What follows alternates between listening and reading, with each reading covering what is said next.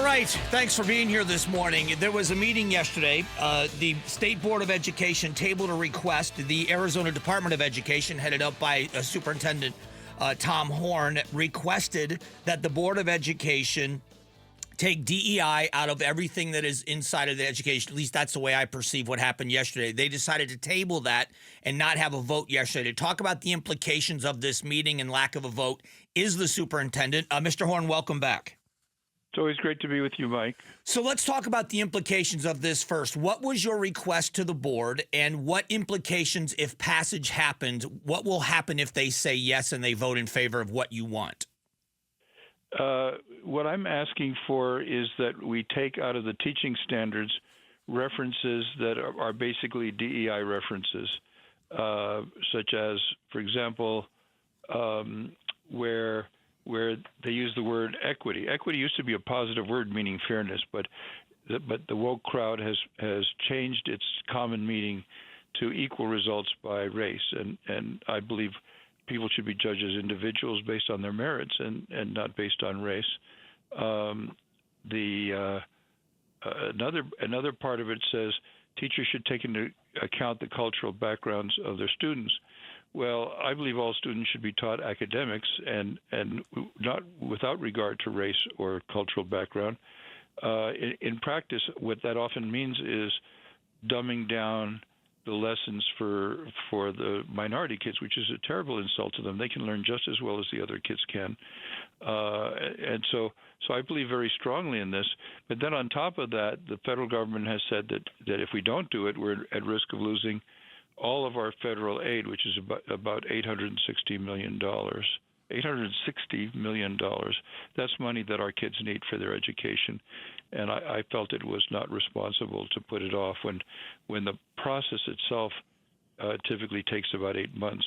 And so if we don't get started right away, we could be caught in the crosshairs of the federal government for not having done it. Did they give a reason for tabling the vote yesterday? Well, we've got some Democrats on there now, and they're ideologically in favor of DEI. So there's an ideological base to it, but the argument made was that they want to find out what other states have done before they proceed. Well, we could have gotten it started, and they could have found out what other states have done during that 8-month process. So I respectfully but strongly disagree with what the majority of the board did. So I know it's all hypothetical at this point, but let's say the board eventually votes in favor of doing this because they're afraid of losing the funding from the federal government. Yeah. Who oversees that happening, and who verifies that it's actually happening and they just aren't changing verbiage in order to make, to be compliant?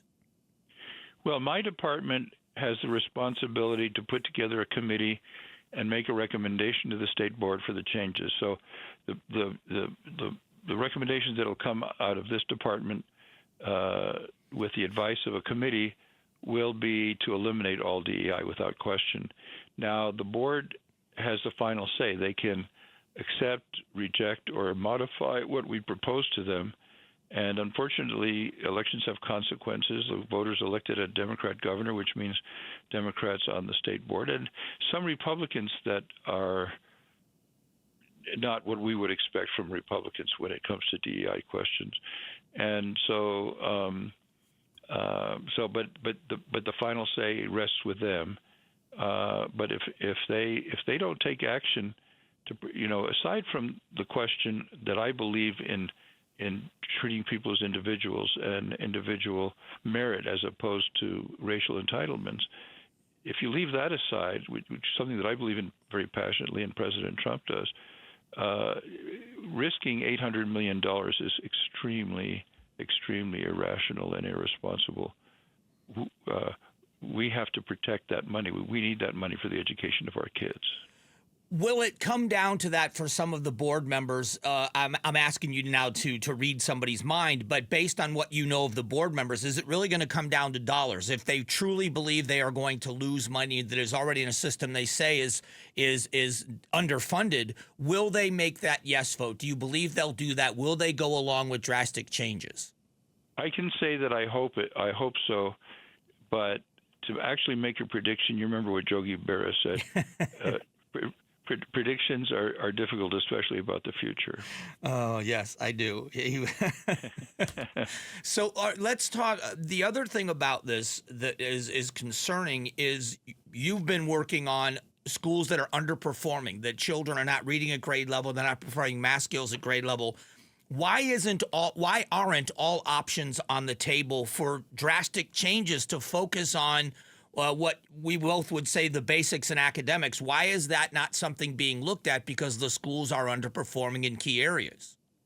Well, I'm working on that as hard as I can. I have 15 initiatives going. You mentioned underperforming schools. We have solutions teams that go to those schools to help them, and in fact,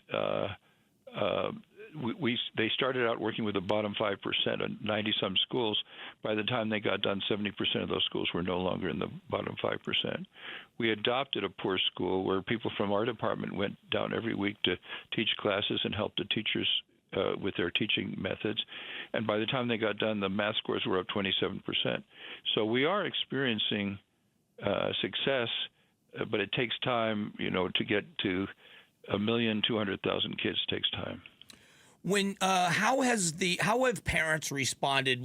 Do you hear from parents, or what are parents saying about DEI in schools? Do they want it removed? Is that what you're hearing? Oh yeah. Well, that's why I established the hotline, because during COVID, the parents could see what the kids were learning because they were learning online, and they were shocked at what they saw, and they would go to school board meetings and they weren't always treated courteously. So I established a hotline where they could communicate with me directly, and when we get a notation that there's DEI in a school, there are a couple of things we can do. We're a local control state, so we can't actually control it, but there are things we can do. First of all, we report it to the federal government.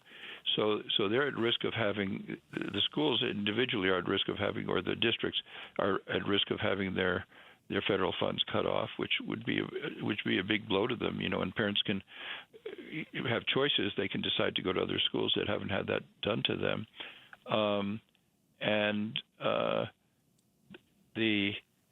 The other thing is publicizing it. So the most interesting thing I got in my hotline was from a teacher who reported a professional development which was given to all the teachers in the Mesa district, and the teacher sent us a picture of a video that was shown that said that the United States was a white supremacist country.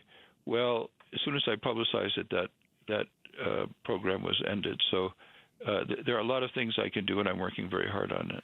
Well, I appreciate the update, and as this next meeting happens, I'd love to have you back to get the final results and to hear more about what they're saying along the way. I'd love to come back anytime you want me, Mike. All right. Thank you, sir. Thanks for watching the Mike Broomhead Show. Tap to watch and listen to the new season of Amazing Arizonans, a KTAR News podcast.